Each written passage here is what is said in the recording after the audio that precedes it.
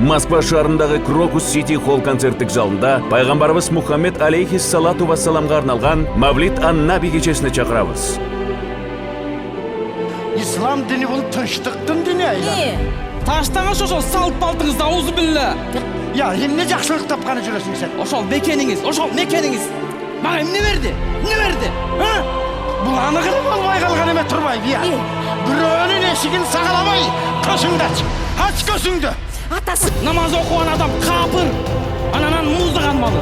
Атал болмок беле. Астагфирулла аузу билля. Кайдан бар эле? Мен тети учок. Эгерде илимди сакал менен чейей турган болсок, сен билбейт экенсиң жихатты. Өзү уктук жолда. Коюп тур. Окуяла кескин, ай балам. Чолпондой көзүн жылтырат. Баламдын жытын бир жыттасам, көзүм бир көрсөм арманда болбос силен деп атып. Атаңан айырылып калдыгын.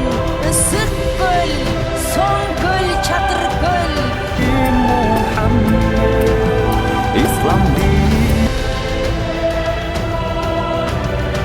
Кечеге Кыргызстан мусулмандарынын Азирети муфтии Максатбек Ажы Токтомушев, Аалымдар кеңешинин төрагасы Абдышүкүр Ажы Нарматов, Аалымдар кеңешинин мүчөсү Чубак Ажы Жалилов катышат. Программада жылык сапары жана баалуу белектер ойнотулат. Келип кечеге күбө болуп кетүүңүздөрдү өтүнөбүз.